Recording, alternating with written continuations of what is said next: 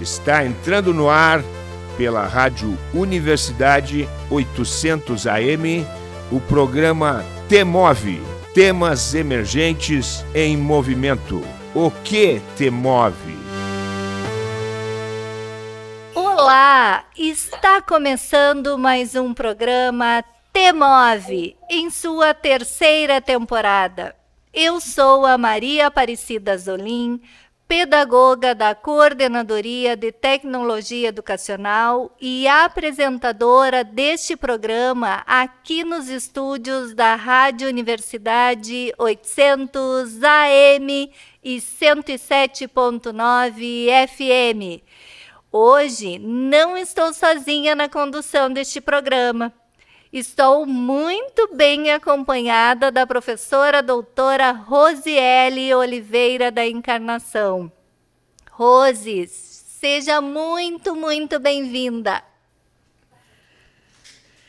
O programa T-Move é um projeto da Coordenadoria de Tecnologia Educacional da UFSM, vinculada à Prograde, Pró-Reitoria de Graduação.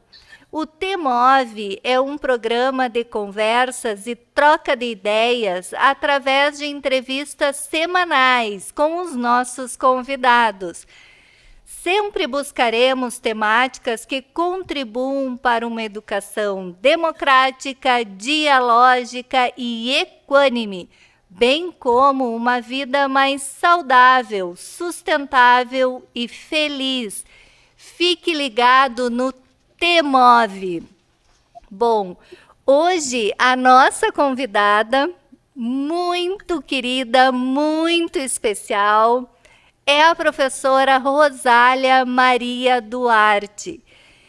A professora Rosália é professora associada no Departamento de Educação da PUC-Rio, coordenadora do Grupo de Pesquisa Educação e Mídia, bolsista produtividade do CNPq, cientista do nosso estado, da FAPERJ. Professora Rosália, seja muito bem-vinda no T-Move. É um prazer recebê-la. O prazer é meu. Muito obrigada pelo convite.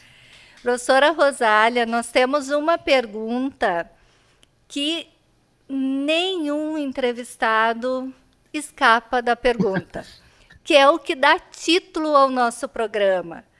Então, professora Rosália, o que te move?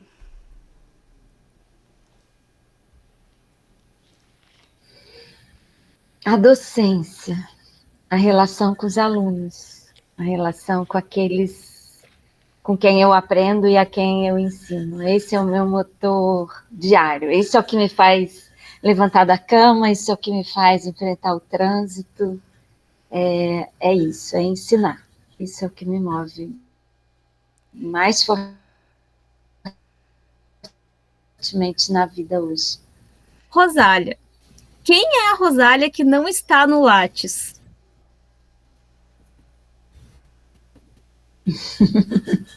Eita, vocês duas são meninas muito sabidas mesmo.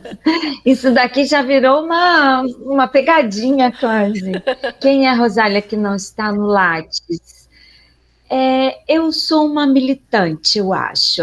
O que não cabe lá no meu Lattes é a minha militância social, política, ecológica. Eu tenho compromisso com a mudança.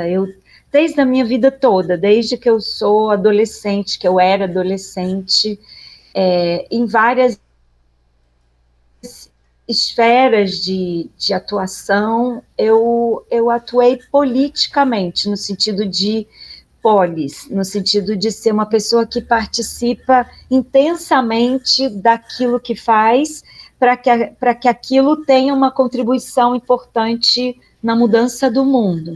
Então, acho que sou uma militante para a mudança do mundo, no que diz respeito às mulheres, quando eu fui mãe, no que dizia respeito à maternidade, na minha condição de professora, em tudo que diz respeito à docência e à educação, na minha condição de pesquisadora também, sou uma militante em defesa das mulheres na ciência, em defesa das mulheres mães, que têm, às vezes, dificuldade de continuar pesquisando, porque os bebês chegam e a carreira espera que não tenha ninguém ali, né, que nada aconteça e que ela siga igual.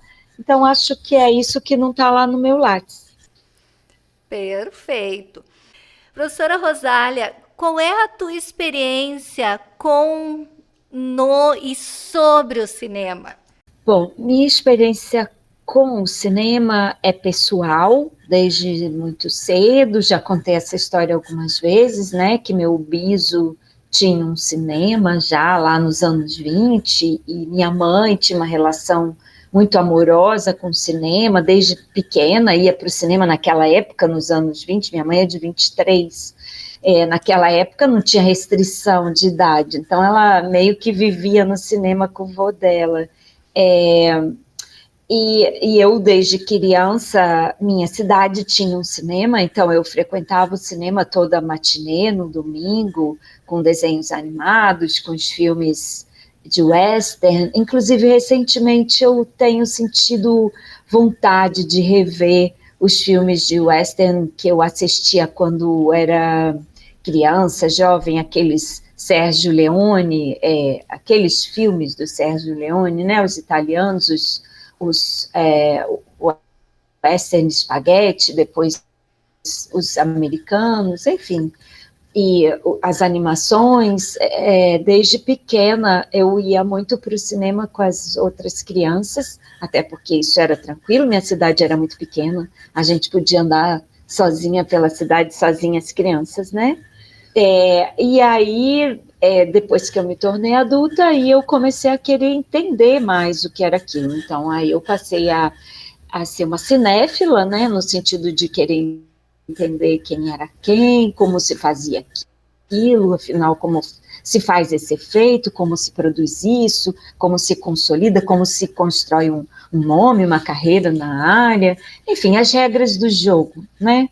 Pierre Bourdieu tem um livro lindo que se chama As Regras da Arte, em que ele está discutindo as artes plásticas e a literatura, tudo que envolve a legitimação, né, a canonização de determinadas obras, o reconhecimento, enfim. E eu comecei a me iniciar nisso, nas regras do jogo cinematográfico. Quem faz essas regras, quem define o que faz sucesso, quem define quem ganha prêmios, etc. E aí, quando eu me tornei professora universitária, quando eu era professora de educação básica, não usava cinema na escola, porque naquela época era muito difícil fazer isso, não era algo que estava muito fácil, de fácil acesso na escola pública. Mas aí, quando me tornei professora universitária, eu trouxe para a vida universitária essa minha experiência, que eu acho que acontece com todo mundo, né? A gente traz a literatura, eu também gosto muito, muito, muito de ler, adoro a literatura, então trouxe a literatura, trouxe aquilo que me constitui como pessoa. Então, foi assim, e aí depois, quando me tornei pesquisadora, aí ele passou a fazer parte da minha vida como um objeto de conhecimento, um objeto de estudo no campo da educação, né? Ele era antes, mas era no mundo dele próprio, no mundo do cinema. Então, qual o papel, a importância do cinema na sociedade, professora Rosália? Tá, então, eu vinha construindo esse argumento, né? Assim, um dos nossos pesquisadores mais importantes na área de comunicação na América Latina, José Martim Barbeiro, fala que nós, Latinoamérica, entramos na modernidade pelas mãos do audiovisual. Não entramos pela mão da literatura, não entramos pela mão do texto escrito.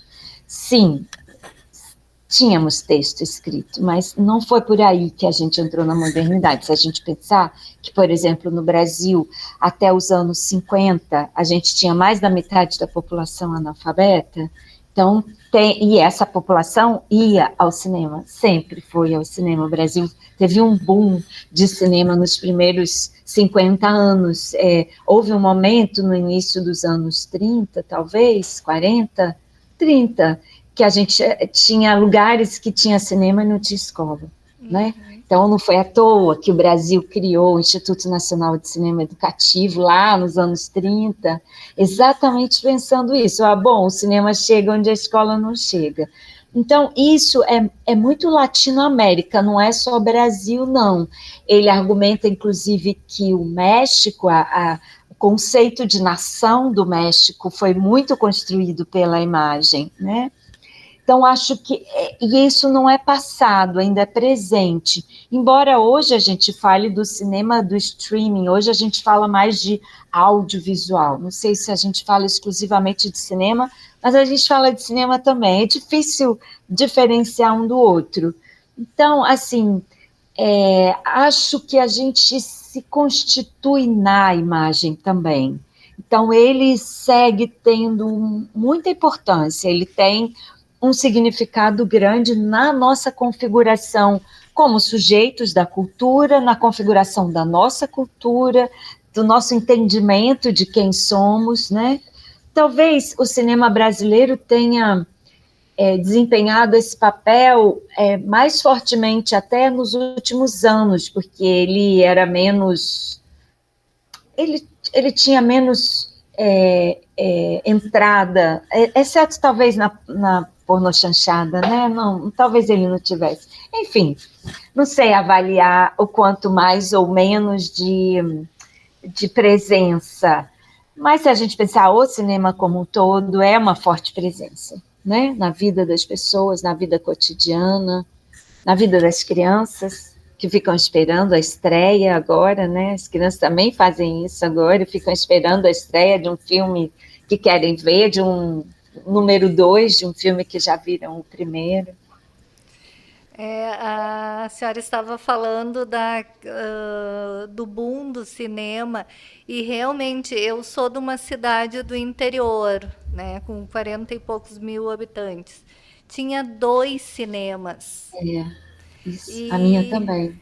E ficou um tempo que o cinema, eu fazia parte do grupo de teatro que usava a mesma, era uma casa de cultura, e assim, a gente viu ele ruindo, ele tentamos tombar como patrimônio, não conseguimos, e assim, até que a cidade ficou sem nenhum cinema.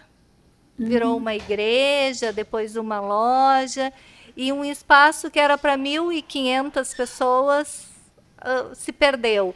Então, que coisa triste isso para o país, né? A perda dessa cultura, dessa identidade, que está sendo retomado, eu acredito, né? Quando a senhora colocou a questão das crianças. E no país, o nosso país, eu acredito que investe pouco em cultura, né? Muito pouco. Quais são os principais desafios enfrentados pela indústria cinematográfica no nosso país?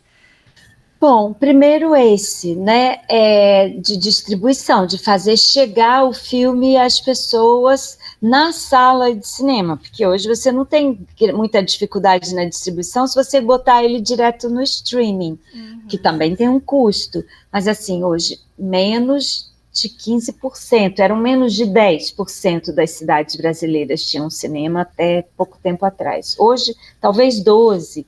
Veja, em 5.000 e tantos, 5.900 municípios, talvez, apenas 500 ou 600, talvez, tenham salas de cinema. É muito pouco, é muito pouco. E quando tem, em geral, na maior parte das vezes, são aquelas salas multiplex, né? Para as quais vão os cinemas, os black... ai, meu Deus, esqueci a palavra. As grandes bilheterias, digamos, o cinema estrangeiro de grande bilheteria. Temos, e voltamos até agora no governo Lula, reserva de salas, reserva de sessões e de salas, o que torna isso menos grave. Então, o nosso cinema consegue chegar a alguns lugares que ele não chegava antes, mas alguns lugares que ele não chegava antes é isso, nem menos de 15% das cidades brasileiras. Não podemos dizer que é menos de 15% da população, porque são as grandes cidades, principalmente as grandes cidades que têm cinema. Então, talvez uma boa parte da população tenha acesso, mas ainda assim é muito pouco, considerando a importância da presença dele e desse ritual tão importante que é ir ao cinema, né? E o que me entristece, professora Rosália, é que ainda é uma atividade que é fundamental, que a gente sabe que é importante, que é fundamental, mas ela não é acessível pelo custo, né? Ainda é algo muito caro para quem mora, por exemplo, quem mora numa vila, que precisa pegar 2 ônibus para chegar até o cinema, né? Então, assim, com 3 filhos, ele se torna um gasto muito grande desde a saída de casa até a pessoa chegar com a sua família no cinema. E isso é algo que me entristece muito, porque a gente sabe que o cinema, o teatro, uma exposição no museu, ela nos forma, né? Abre perspectivas, abre novas formas, novos mundos, novos olhares, e é muito triste ver que ainda uma parcela da população é negado esse acesso, né? Eu acho que já avançamos aí, mas ainda precisamos. Precisamos de muito mais investimento. O ideal seria voltarmos àquele patamar de pelo menos um cinema para cada cidade. Até porque não é apenas a sala de cinema, como você falou, muitas vezes a sala de cinema é uma sala de concerto, é uma sala de teatro, é uma sala de música, porque as pessoas vão, artistas que vêm de outros lugares podem estar ali fazendo o seu show, também pode ser uma sala de debates, né? Então, o cinema da minha cidade era assim, ali tinha esse momento de exibir de ter um espetáculo de música, de ter um piano tocando, etc., até porque tinha piano ainda na sala externa dele. Então, é isso, acho que realmente, eu acho que tem havido progressivamente investimento em cultura, sobretudo nessa nova etapa de democratização, sei lá, se redemocratização, mas de fortalecimento da democracia que a gente está vivendo agora. Então, tem havido investimento, mas como é uma escala, né? A questão é que quando a gente pensa no Brasil, tudo é muito grande. Então, para você atingir um número grande de pessoas, e o que atinge, em geral, é o streaming, e o streaming tem um padrão de seletividade, né, que é um padrão de gosto, um padrão narrativo, é isso que está ali na maior parte do tempo. Às vezes a pessoa não sabe nem procurar os outros filmes que ela não conhece, né, porque ela nunca ouviu falar. Exatamente. Nem sabe que eles estão lá.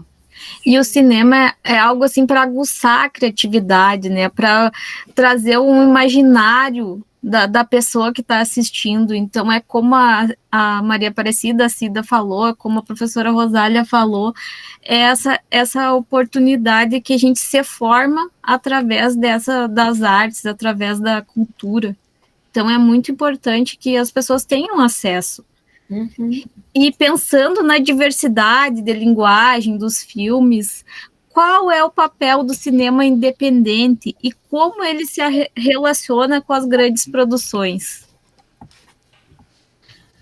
Hoje é difícil falar exatamente de cinema independente como a gente falava no passado, né? Assim, o independente era mesmo, juntava aquele monte de gente, cada um trazia lá uma coisa, botava ali para produzir um filme. Hoje mesmo o cinema independente tem financiamento, tem dinheiro alocado ali, mas tem isso que você está falando, tem uma liberdade de criação que o cinema de indústria não tem, o cinema industrial não tem, que precisa seguir um padrão bastante rígido para poder atingir um público muito maior, para poder fazer não sei quantas milhares de cópias, etc.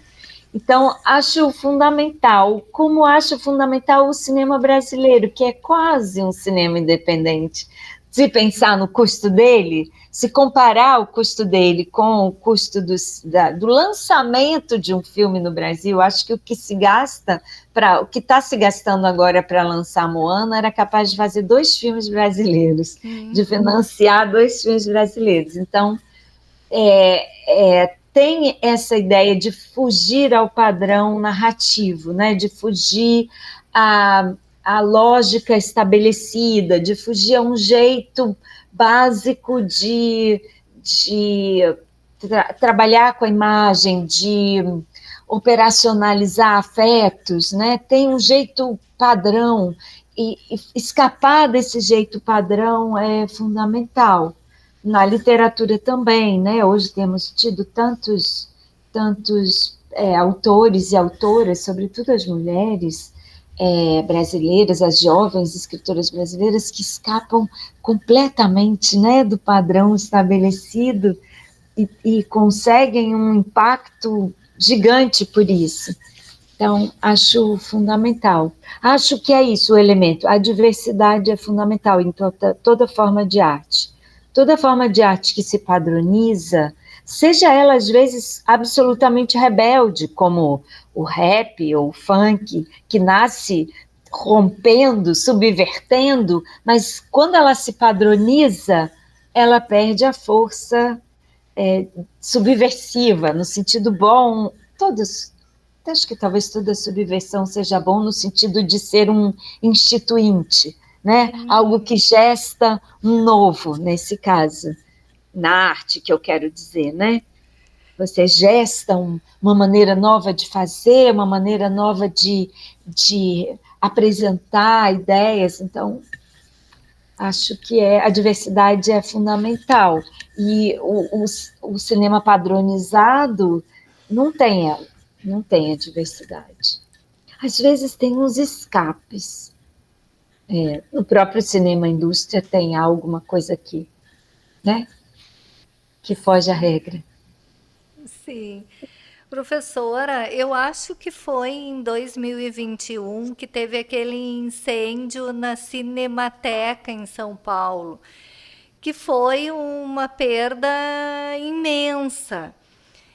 Qual a importância da preservação do patrimônio cinematográfico brasileiro? O que isso traz em termos de constituição do nosso país, né? E essa é uma área na qual os produtores lutam incessantemente há várias décadas, né? A Cineop tem esse eixo fundamental de debate e as mostras de cinema anual de Ouro Preto, e eu ouço as palestras os encontros que eles fazem, participo quando estou lá, assisto os debates e vejo a dificuldade que é você obter recursos para preservar, né? Quanto do cinema brasileiro se perdeu, não apenas do cinema, quanto de imagem de nós mesmos se perdeu ao longo do tempo.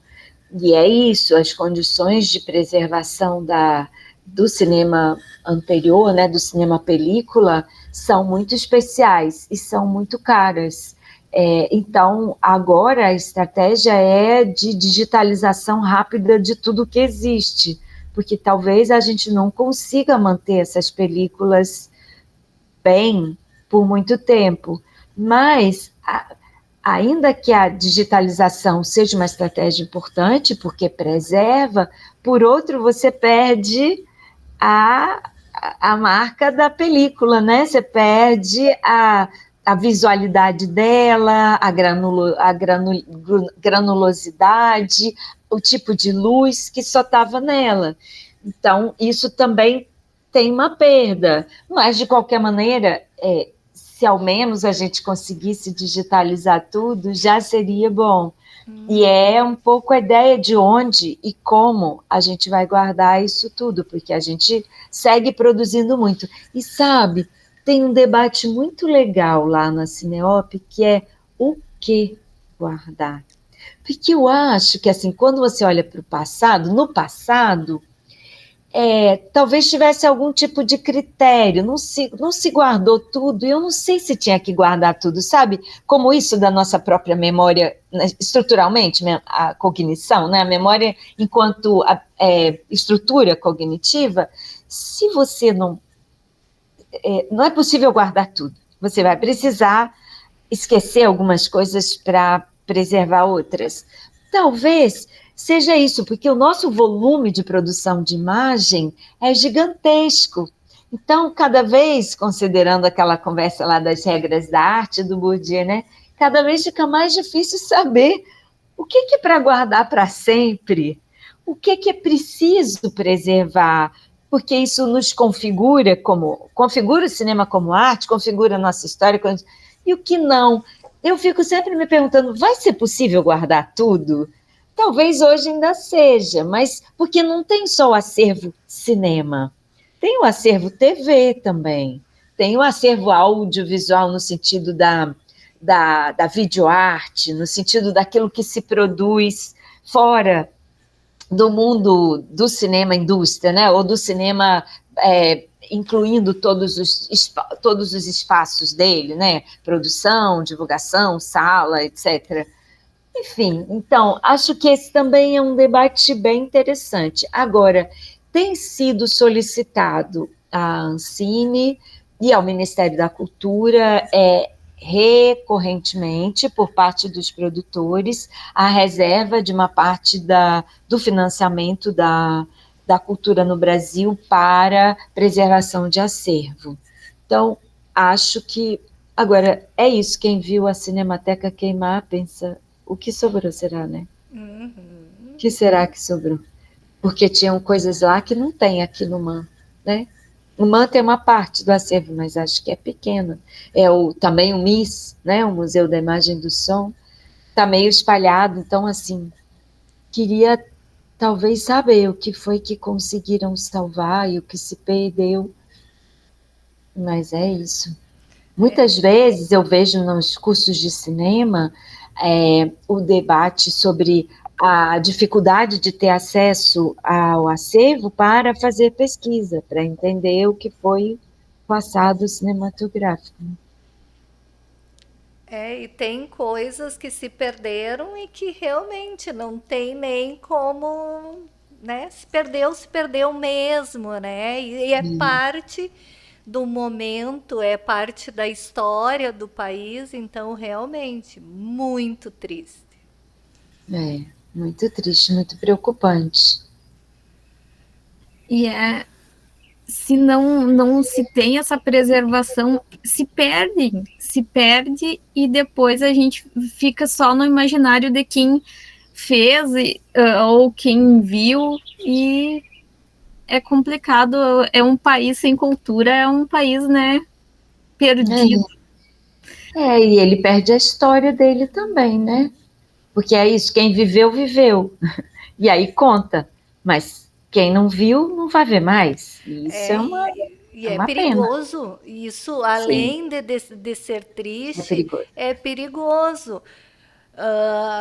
Se tem pessoas questionando a questão da ditadura, como se a ditadura não tivesse acontecido, mesmo tendo alguns registros, né? Tendo registro ainda deu margens para pessoas questionarem e ainda dizendo que foi uma época maravilhosa, né? Que o Brasil estava em pleno desenvolvimento, que não tinha dívida externa. Então, assim, um país sem história é um país que está sempre repetindo as mesmas situações, Verdade. né? Então, é perigoso isso, a gente perder a história, né? É verdade, quem não conhece a história está fadado a repeti-la, né? É isso mesmo. E às vezes não é nenhuma questão de desconhecimento, é também uma questão de enviesamento da história, né? De olhar a história por um ângulo que não é o dela própria, né? Um ângulo enviesado mesmo, um ângulo, uma leitura da história que não corresponde aos fatos. Também acontece isso. E a cultura também serve para isso, para trazer esse choque, né? Para trazer mostrar como que é, né? Para demonstrar. E indo adiante, eu vou fazer a próxima pergunta. O cinema ele evoluiu desde as suas origens até os dias de hoje. Quais foram os principais marcos e revoluções nessa trajetória? Aí é difícil definir exatamente os marcos, mas eu acho que, assim, se você pensar no cinema do passado, um dos marcos foi a arte, né? Ele se ver como arte. Eu não sou ciência apenas, eu não sou documento apenas, eu sou uma maneira de sensibilizar a humanidade para as questões dela mesma, que é aquilo que a arte faz, né? Fazer você olhar para dentro de você mesma, falar de nós para nós. Então, acho que esse foi um marco importante, quando ele diz, não, eu posso fazer isso, eu posso falar de nós para nós. E isso no sentido de descer no profundo da alma humana. Um pouco aquilo que não se imaginava que ele fosse capaz, que é o que a literatura faz, né? Aquilo de que toca num lugar de você que você fala, mas o que eu estou sentindo? O que é isso? Você não acha a palavra para entender aquilo, entra numa... Né? Então, eu acho que o cinema disse, eu também posso fazer isso. Então, esse é um marco importante. O outro marco é o marco documental, que é, eu posso sensibilizar, mas eu posso sensibilizar para o real. Eu posso sensibilizar para o que é, eu posso sensibilizar para o que está acontecendo. E hoje é um campo bastante importante do cinema, o documentário, né? A documentação, esse cinema documento, embora, claro, criado por aquele que o produz. O outro marco foi o da digitalização, né? Dos efeitos especiais, que a gente às vezes até estranha. Alguns filmes que você tem certeza que nada daquilo está lá. Não tem cenografia, né? Às vezes não tem nem figurino, até a roupa, até o que aquele personagem veste é digital, né?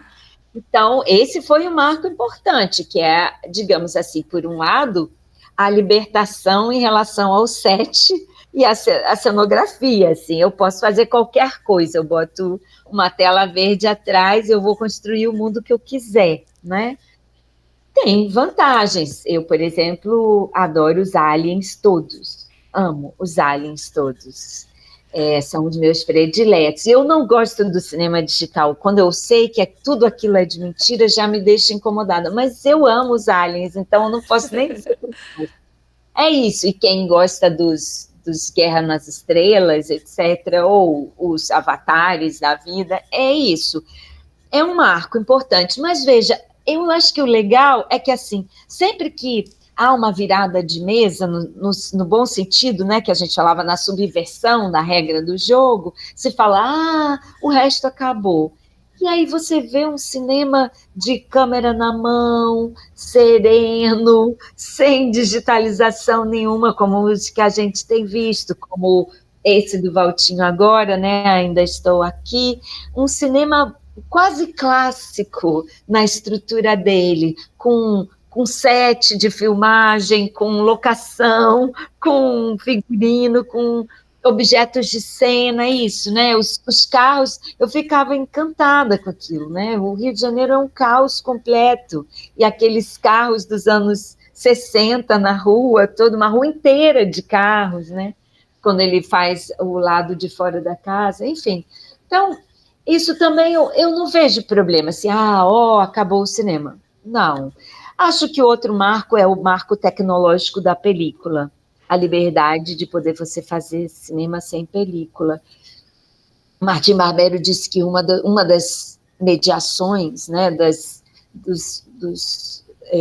instituições mediadoras dos produtos culturais é a tecnologia, o que ele chama de tecnicidade, né? Entre uma lógica de produção, digamos essa, analógica, e a lógica de produção digital, você tem um mundo. E sim, gerou umas coisas interessantíssimas, né? Gerou as animações lindas que as crianças amam, que são tão interessantes. Mas não abandonou o outro formato. Uma vai por dentro da outra, fazendo citações e trazendo da outra aquilo que a outra tinha de bom. Mas também tem o outro marco, que é o do cinema, aí eu chamo de cinema vazio, que eu acho uma pena, eu acho gastar dinheiro, é tão caro fazer cinema, e é isso, não é porque, não estou falando apenas de ser, eu ia falar que era as comédias, né? Mas não é porque é engraçado, não, porque a gente tem uma história de cinema comédia que é muito transformadora também. O que eu chamo de cinema vazio mesmo, sabe? Totalmente vazio de conteúdo, totalmente superficial, sem nenhum tipo de... que não mobiliza nada, e que a pessoa ou ri, ou até chora, mas sai dali e quando ela virou as costas, desapareceu dela o que ela viveu ali. Às vezes ela acabou de sair da sala e não ficou nada. Isso eu acho uma pena, mas é um marco conceitual também importante, aquele tamanduá chupa cérebro. Eu ouvia um professor aqui da PUC que falava assim, ele usava essa. Tem cinema que é tamanduá chupa cérebro, você senta ali, ele esvazia tudo que você tem e você sai vazio, feliz pela rua. Então, pode ter gente que gosta de esvaziar, né? Mas esse é um outro marco importante. E talvez o marco da diversidade planetária, porque no passado, isso que o digital nos trouxe, né? No passado, para a gente ter acesso ao cinema japonês, ao cinema soviético, na época ainda soviético, mas digamos, ao cinema russo, ao cinema asiático de uma maneira geral, africano, só em festival eventual, uma sala, uma sessão. Hoje está ao alcance, a gente pode ver cinema africano, cinema asiático, cinema de qualquer lugar do mundo, a qualquer momento. Claro, não está no streaming, a gente vai ter que procurar, porque o streaming é, de novo, as regras do jogo, né? É aquilo que vende. Mas mesmo no streaming a gente encontra pérolas, a gente encontra produtos muito, muito interessantes. Então, esse foi um marco importante também. Para o bem. Nunca é para ruim ou para bom, né? É sempre para as duas coisas, depende. Professora Rosália, agora me fez lembrar algumas coisas. Por exemplo, essa parte do cinema mais simples e trazendo uma complexidade em relação ao entendimento. Eu assisti esse ano Zona de Interesse, que está no streaming, e foi assim um filme que eu assisti, e aí ali a primeira, depois de uma hora depois de assistir, eu ainda estava em choque, assim, parada, pensando assim, nossa.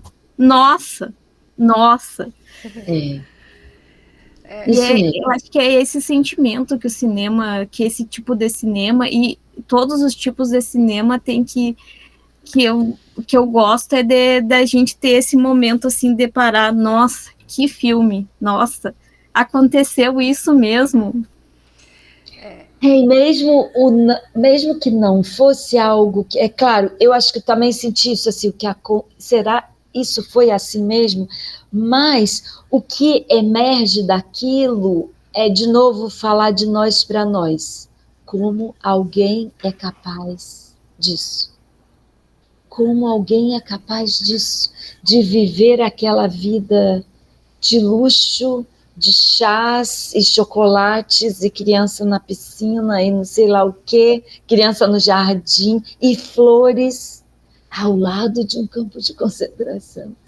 Isso, acho que, não perdeu. Você tem de um lado toda essa parafernália digital fazendo um monte de coisa que esvazia, mas tem isso, tem alguém que está construindo uma coisa que compartilha com você e diz, olha isso aqui para você pensar. Ontem eu vi Herege, anteontem eu vi Herege, que eu pensava, mais um, né? Eu queria um filme de terror, eu gosto muito.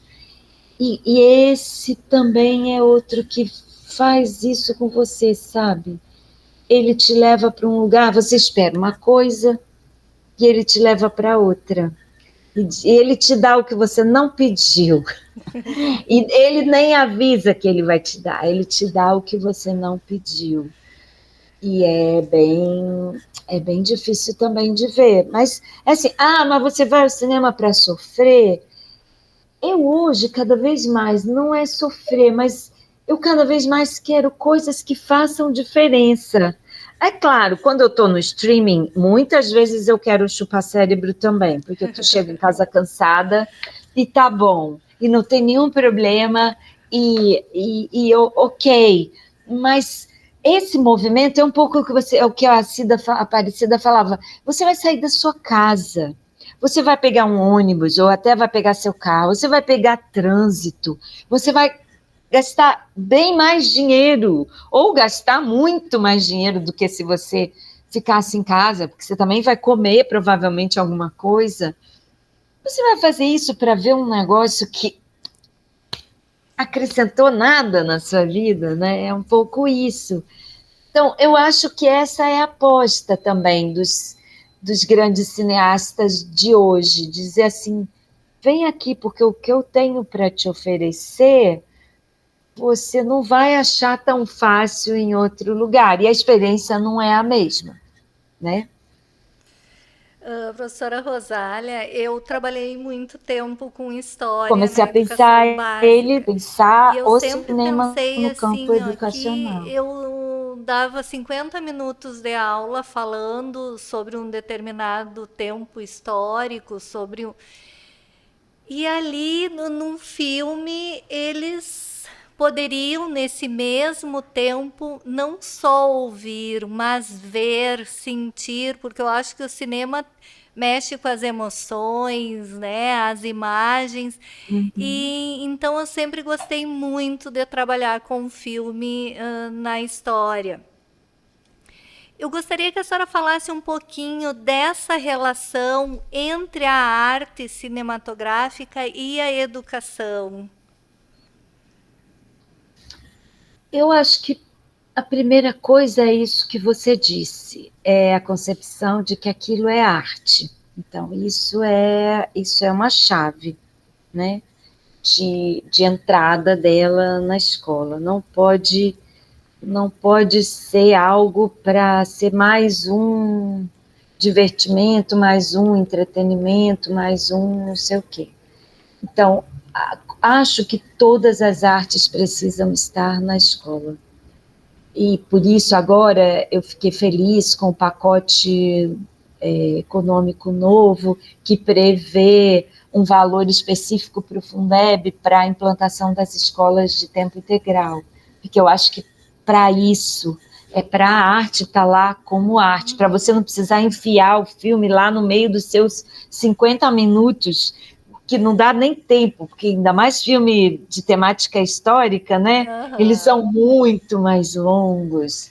Às vezes tem que dividir em 2 aulas e E aí na outra já esqueceu o que aconteceu na sim, anterior, e né? uma terceira para conversar sobre, então se perde no processo, realmente. Exato, exato. Então, ter uma sala, como prevê a lei, né? A lei de exibição de filme na escola, ter uma sala específica onde essa obra vai ser exibida, mesmo que seja o filme que o professor de história indicou, que o professor de geografia quer que veja. Sabe uma coisa que me deu enorme alegria? A minha turma de licenciatura desse semestre é a coisa mais linda do mundo. Eles são de geografia, história, letras, filosofia e biologia, tudo junto. Mas são lindos, porque é isso, cada vez tem menos gente querendo ser professor. Então, quando você tem gente querendo ser professor, essa gente tem um projeto ali, né? Mas o que me deixou feliz foi que eu falei do filme. Eu falei do Vidas Secas hoje, falei do filme, porque a gente estava falando de linguagem, de pensamento e língua. A gente estava em Vygotsky, vejam bem, a gente estava em Vygotsky, de Vygotsky a gente foi para a relação entre língua e pensamento, e aí eu falei em Cia Vitória e Fabiano. Você acredita que mais da metade da turma conhecia não apenas o livro, mas também o filme? E tinha lembrança do que. Então, assim, é isso. Eles viram em algum lugar. Certamente não foi no cinema, porque o cinema não está quase mais exibindo Vidas Secas, né? Mas achei bonito. Falei, cara, tem uma escola aí por trás que trouxe esse filme em algum momento para eles. E ele é tão poderoso. Eu sempre cito o Vidas Secas, porque ele é muito, muito poderoso para mim. É o melhor de todos do Nelson Pereira dos Santos. E assim, não importa se eles sabiam ou não sabiam que era do Nelson, né? Não importa, um deles falava, é de quem mesmo? O filme é do Graciliano. Eu dizia, não, o livro é do Graciliano, o filme é do Nelson, né? Mas isso, Cida, é isso. Ele estava lá em algum momento dessa escola. Em algum momento dessa escola, ele foi apresentado a eles não como um filme sobre a Caatinga ou sobre o êxodo rural, como a gente costuma usar, né? Ele foi usado como arte e como um elemento que mostrava que pessoas eram aquelas, que entendimento que elas tinham de mundo, né? Então, acho que agora, se a gente tiver mesmo a maior parte das escolas ao longo do tempo, em tempo integral, especialmente as escolas, eu uso a expressão escola com adolescente, né? A gente não faz escola para adolescente. Cada vez mais a gente vai ter que fazer escola com adolescente. A gente vai precisar ouvir o que eles precisam, senão eles vão deixar a escola, senão eles não vão querer ficar lá. Vão encontrar caminhos, porque é possível para uma determinada classe ou parâmetro social, socioeconômico, é possível você ter ascensão, mobilidade social e dinheiro sem passar pela escola, sem cumprir. Eu acho que não é bom. Não é bom e não terá a qualificação que a gente espera de uma pessoa que está transitando no mundo do trabalho, mas que é possível, né?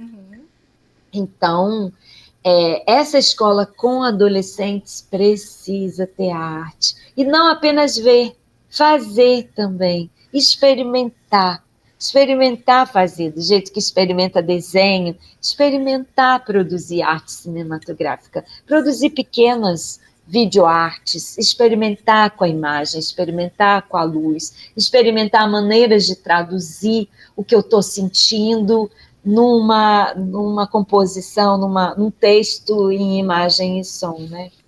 A senhora estava falando e eu lembrei de um pensamento da Maria Clara Machado, que ela diz que sensibilidade é ver uma coisa bonita e se emocionar.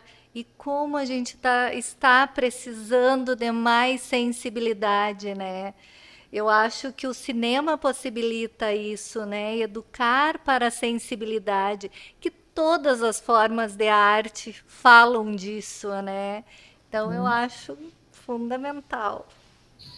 É a ideia de uma estesia, né? De uma experiência estética do mundo, não é apenas a experiência estética do conhecimento, que o conhecimento também mobiliza a estesia, o conhecimento acadêmico, escolar, mas a sensibilidade para o mundo, poder entender o mundo por outra fonte de acesso, por outro lugar, né?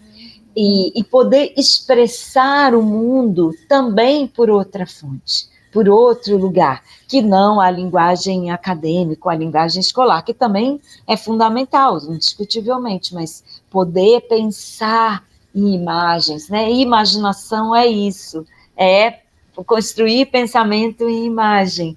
Então, acho que seria muito bom. Eu imagino isso, eu vejo isso nas escolas europeias, na França, na Espanha, muito, né? As escolas de ensino médio têm estruturas de produção de dança, de teatro, de audiovisual, de música, nos ambientes diferentes, que eu acho que é o que nos falta, né?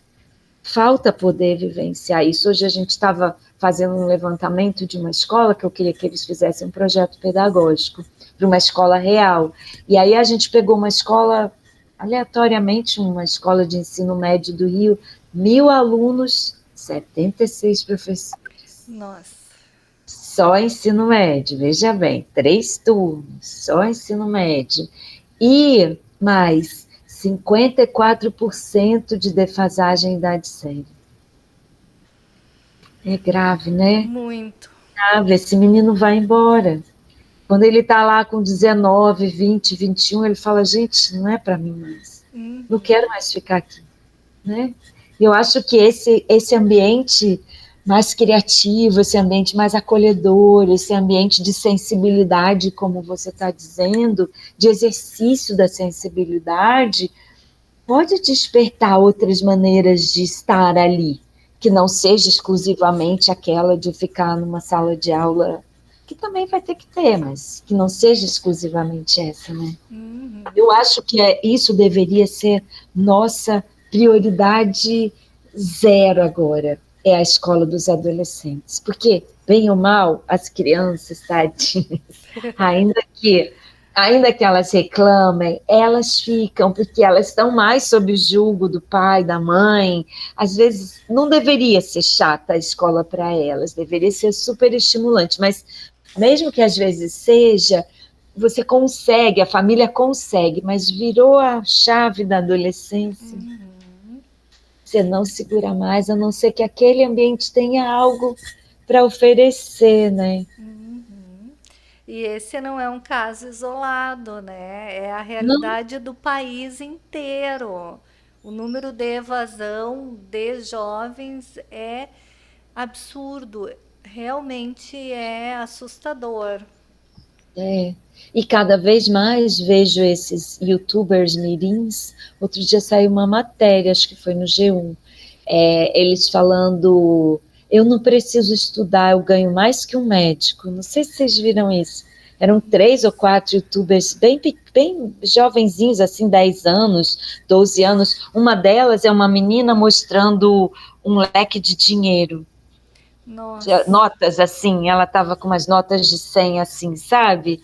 E era isso, eu não preciso da escola, eu não preciso estudar, eu já sou rico, eu ganho mais que um médico.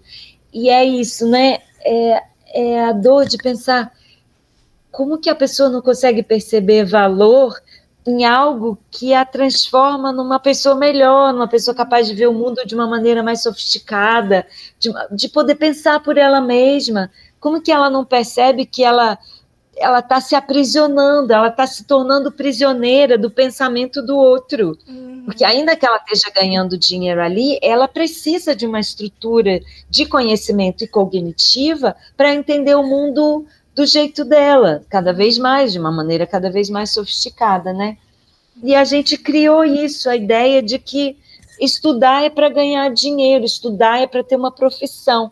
Aí o garoto fala, mas então se eu já tenho profissão e eu já ganho dinheiro, para que eu preciso estudar? Estudar para Não ser é? alguém, né? Ou estudar para ser alguém, se eu já sou alguém, Para que eu vou estudar?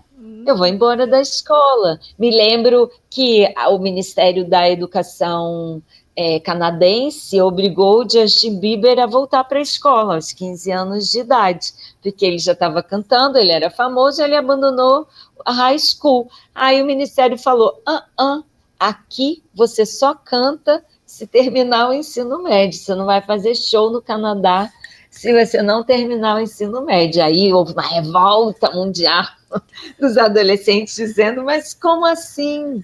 Se ele já é alguém, essa história, ele já é famoso, mas que ele tem que voltar para a escola? É um pouco isso que a gente às vezes tem dificuldade. São duas coisas que a gente tem dificuldade de, por mais absurdo que seja, de consolidar o valor, a educação e a cultura, que é o que nos torna nós. É o que nos torna nós. E aí você tem que convencer as pessoas. Que é importante. Não é muito bom. Você tem que convencer, você tem que fazer campanhas para convencer as pessoas de que aquilo que faz delas pessoas, seres humanos, aquilo que as humaniza é absolutamente fundamental para elas. E aquilo que as desumaniza, que é isso, o trabalho para o dinheiro, o trabalho voltado exclusivamente para ganhar dinheiro, ou o trabalho infantil, no caso dessas crianças, ou, enfim, ou a hiperexposição da própria vida e da própria imagem, aquilo que, de certo modo, pode desumanizar é o que tem valor. A gente está numa cruzada, numa quadra da história complexa, né? Muito. Então, é muito complexo isso, é muito complexo. É como se a gente estivesse chovendo no molhado. Uhum. Então, enxugando gelo. E pensando nessa possibilidade, nessa potencialidade de fomentar a utilização de filmes em sala de aula, filmes na escola, como que os professores podem utilizar o cinema para trabalhar diferentes gêneros textuais e linguagens audiovisuais em diferentes áreas de conhecimento? Olha, primeiro ele precisa ter objetivos claros, né? Aquilo que o Vygotsky fala, o que faz o resultado educacional é a intencionalidade. Então ele precisa saber o que ele quer com aquilo. Além de saber o que ele quer com a arte cinematográfica, para que ele quer que aquilo esteja lá, ele precisa saber o que ele quer que esteja lá, o que tem valor naquele contexto. E acho que qualquer obra de arte pode atravessar, ela é transdisciplinar, né? A arte não serve a um campo de conhecimento, a uma disciplina, ela serve a ela mesma. Então, ela é transdisciplinar, ela pode atravessar qualquer campo de conhecimento. E aí ela precisa estar lá como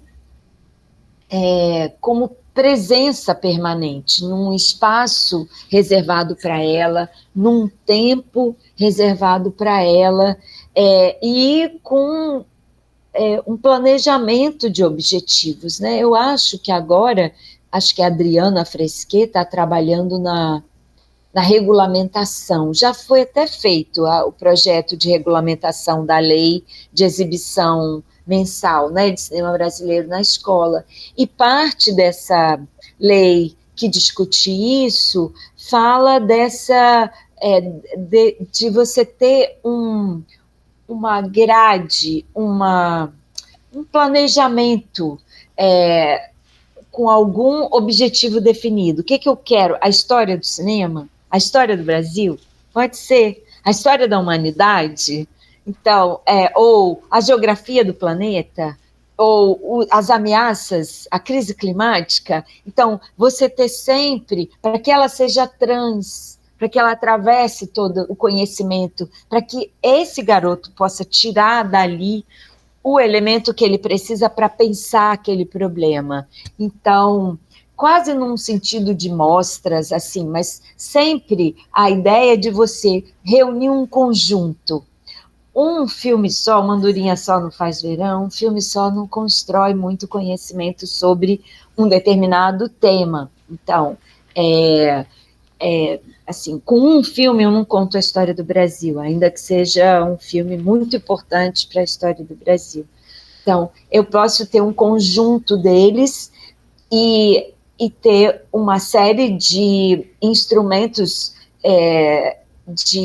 pedagógicos associados àquele conjunto, e que vão puxando os diferentes fios. Por exemplo, até chegar a quanto esse filme custou, por exemplo, no campo da matemática, quanto custou, quanto custa fazer, quanto custa uma cópia, como é feita uma produção cinematográfica, como se distribui isso, né? Como é que eu faço uma pesquisa de mercado, como é que eu avalio o melhor momento para o lançamento? O que eu quero dizer é que todo esse conjunto, com um objetivo definido ao longo de um ano, ao longo de um semestre, então é preciso que tenha um planejamento, que esse planejamento tenha objetivos, que esse planejamento tenha um cronograma e que esse planejamento tenha desdobramentos pedagógicos, dos mais variados, desde conhecer o cinema, desde conhecer a produção cinematográfica, desde conhecer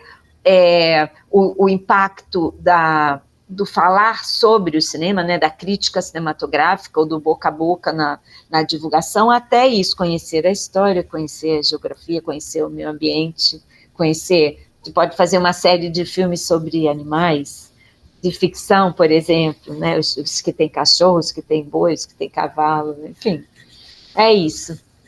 Imagino que seja isso, mas eu sei que não deve ser fácil, porque você tem que ter uma estrutura boa para fazer isso. Tem que ter um espaço confortável, com ar-condicionado está cada vez mais quente, então tem que ter uma sala confortável, com proteção acústica, porque ninguém aguenta assistir nada na barulheira, e uma preparação também para o tempo, porque tem determinados filmes que seguem uma lógica de estruturação heterodoxa, ou seja, que não vai ao encontro do meu tempo interno, desestrutura o meu tempo interno, e as pessoas estão muito acostumadas a que aquilo acabou, não sei o que. Então, essa coisa do tempo também é importante, de pensar diferentes modos de fazer o tempo. O debate sobre o tempo, o cinema é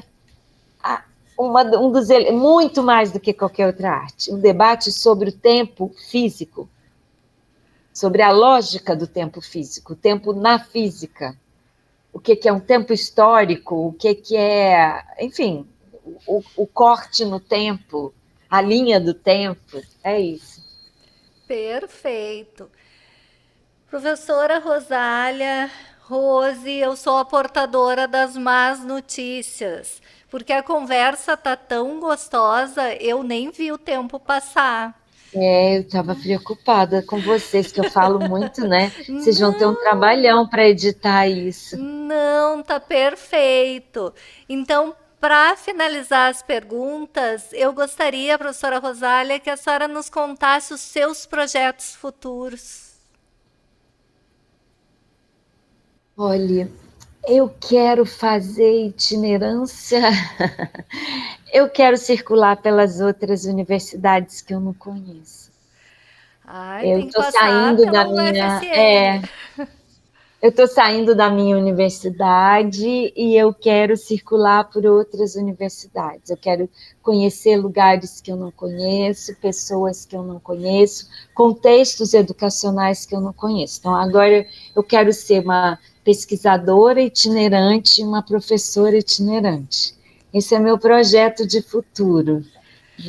Viver um pouquinho em cada lugar. Eu sei que existem agora formas de você ser voluntária. Em várias universidades estabelecem esse tipo de colaboração, que é uma colaboração voluntária. A universidade não tem despesa com você, então ela pode te receber.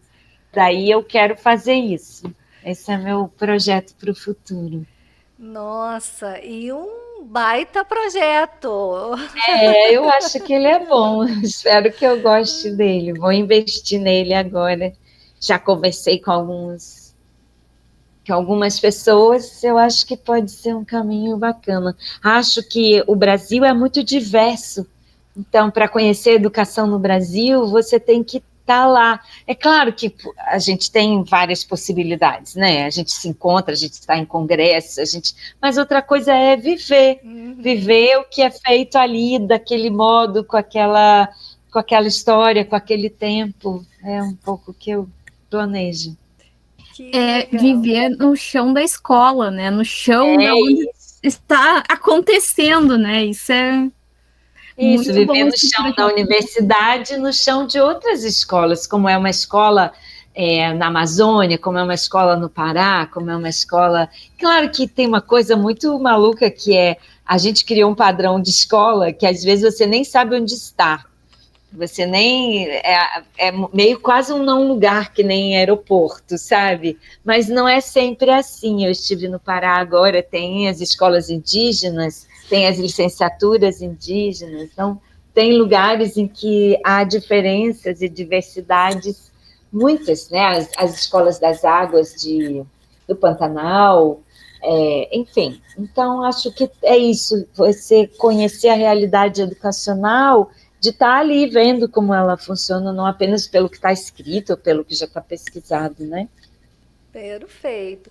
Professora Rosália, te desejo assim, muito, muito sucesso nesse novo projeto. Te agradeço muito por estar aqui no TEMOV. Adorei conhecê-la, mesmo que virtualmente, adorei conhecê-la. E que realmente tudo o que a Rose me falou nesse tempo sobre a senhora foi confirmado. Muito obrigada. Realmente, assim, aprendi muito, né, nessa hora do TEMOV. Muito obrigada. Eu que aprendo. Eu que tenho a agradecer a vocês, agradecer a Rose, porque foi esse contato com a Rose que me colocou mais perto da Federal de Santa Maria. Eu admiro imensamente, já falei para vocês, quando você mandou mensagem, eu respondi isso e falei que é sincero, eu tenho uma admiração enorme pelo que vocês fazem, pela universidade, então, assim, eu que agradeço. Muito, então, muito obrigada mesmo. Já é uma honra para mim. Coloca no projeto uma passadinha por Santa Maria. Isso, quem sabe um pouquinho em Santa Maria para aprender mais sobre as escolas daí, para aprender mais com vocês, com o que vocês fazem, com o ensino de ciências. Sim. Né? Com certeza. E Rosiele Oliveira da Encarnação, professora doutora, querida, minha amiga, muito obrigada por compartilhar esse momento, essa bancada comigo. Muito obrigada. Eu que tenho a agradecer muito e muito esse momento. Eu estou aqui emocionada, muito emocionada, porque é assim, desde que eu venho lendo a Rosália, eu falo bastante para a Cida, muito sobre essa personalidade da professora Rosália. É um olhar crítico, mas ao mesmo tempo um olhar carinhoso sobre tudo. Então é uma felicidade imensa, que eu estou emocionada aqui, daqui a pouco eu choro ainda, estar nesse momento compartilhando com vocês. Então, muito obrigada pelo convite. Foi uma honra, uma honra. A honra foi minha. Muito obrigada, de verdade. Estar com vocês duas me deixou muito feliz. O TEMOV vai ficando por aqui.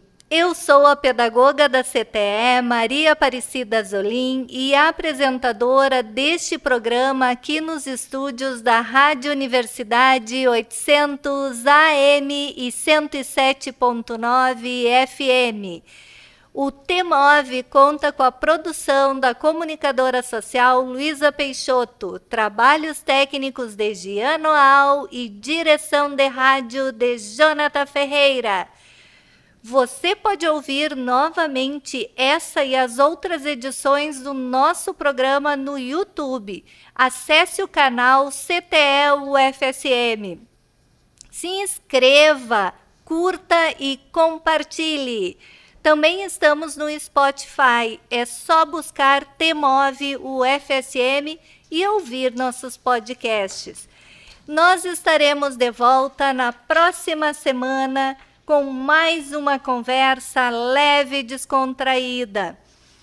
Desejo a todos uma semana levinha e muito feliz. Até semana que vem!